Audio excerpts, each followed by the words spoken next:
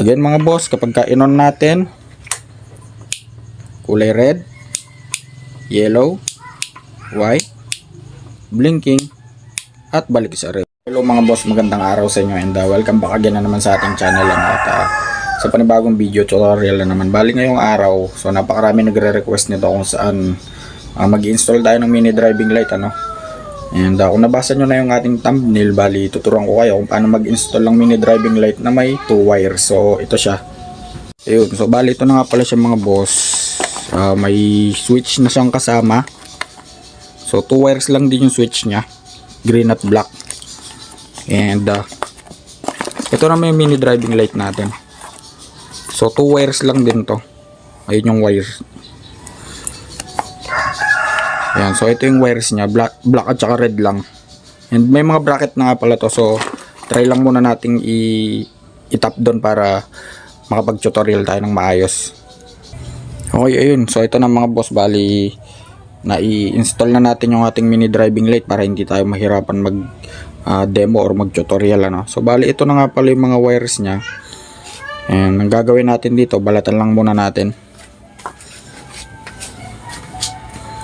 So balatan lang muna natin to.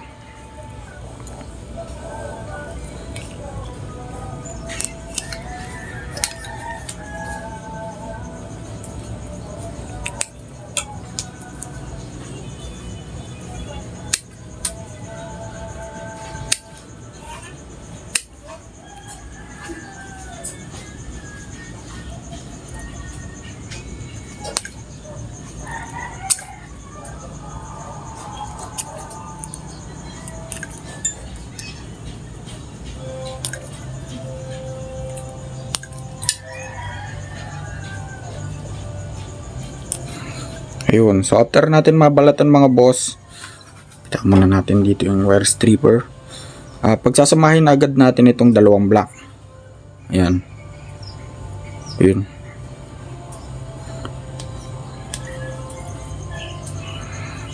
Tapos itong dalawang block mga boss, itatap natin ito sa negative, sa ground. Pwedeng sa chassis or sa negative terminal ng battery.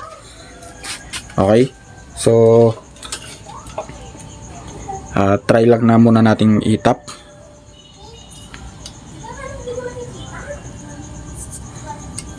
Okay, so dito muna tayo sa harness mga boss. Since meron naman tayong open harness dito at meron siyang supply ng ground, so dito muna natin siya itatap.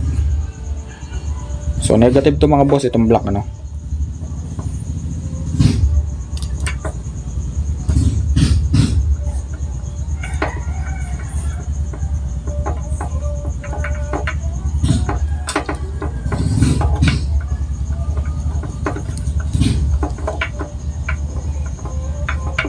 Ayun. So meron na tayong supply ng ground.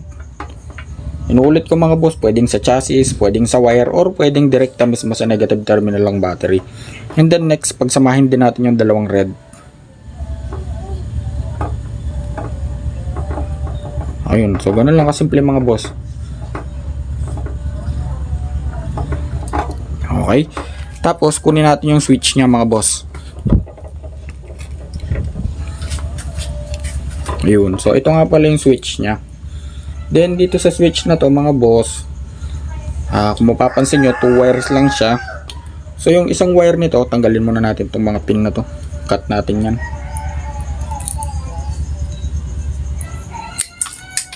Yan, balatan na rin natin.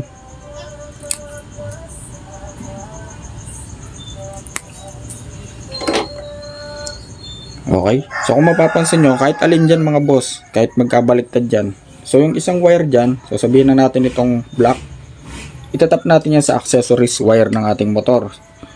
Okay, so ano ba yung accessories wire? So yung accessory wire natin mga boss, kapag sinundan yung ignition switch, especially sa mga Honda at sa mga China na motor, hanapin nyo yung socket. May makikita kayong 4 wires dyan. Isang red, green, black na may stripes na white, at yung pure black. So yung pure black, yun yung accessories wire natin. So kapag sinundan naman natin yan dito, so lalabas yan dito sa may harness natin. Kulay black, pure black. So since ginagamit natin sa tutorial itong harness na to, so dinugtungan na agad natin yan ng wire, which is itong kulay gray. So yan yung accessories wire natin. Again mga boss, inuulit ko sa accessories wire, napakaraming connected dyan. Andyan na yung headlight, taillight, brake light, busina, flasher at marami pang iba. So since mag-add tayo ng mini driving light, dyan natin i-connect itong isang wire ng ating switch. Okay, so ito na lang black para hindi na tayo malito, kasi since black din naman yung accessories wire natin. So tap natin dyan. After natin matap mga boss, open pa itong isa, itong green. So yan naman yung itatap natin dito sa red ng ating mini driving light na pinagsama. Take note mga boss, wala pa nga palang relay ito, no? So gagawa tayo ng separate tutorial kung paano mag-install nito na may relay naman, para hindi tayo malito. Okay, so tapos na mga boss. Bali kung mapapansin nyo, ayan, naka-off siya, on, off lang. Pero mini driving light yan mga boss. So pagka sinusi natin to, since naka-off siya, pagka in-on natin, iilaw na yan. Ayan. Okay, so kung mapapansin nyo, isang pitik red agad, off lang natin. So magiging yellow. Off ulit natin, magiging white. Off. So meron siyang blinking. Off.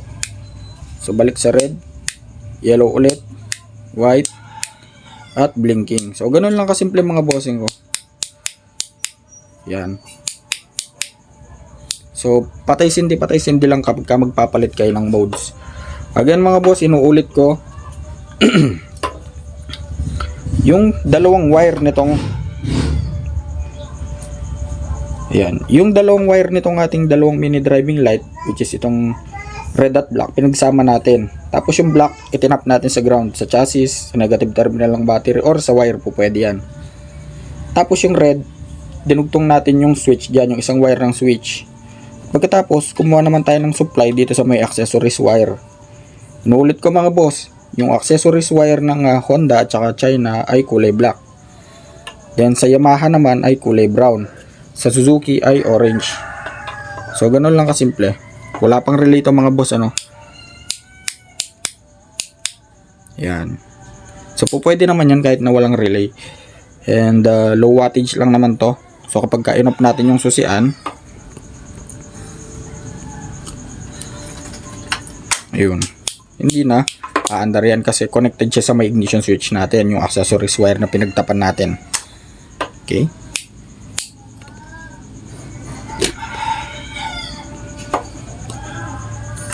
Again mga boss, kapag ka-in-on natin, kulay red, yellow, white, blinking, at balik sa red. So ganun lang kasimple mag-install ng mini driving light na may 2 wires. So hindi na natin ginamitan ng relay, ano. Inuulit ko mga boss, sa susunod na tutorial lalagyan natin dito ng relay para dun sa mga nagsasuggest na lagyan natin ng relay, na may relay. Okay? Ayun, so bali hanggang dito na lang siguro, at sana may natutunan kayo. At kung nagustuhan yung video na to, so please like, share, and subscribe.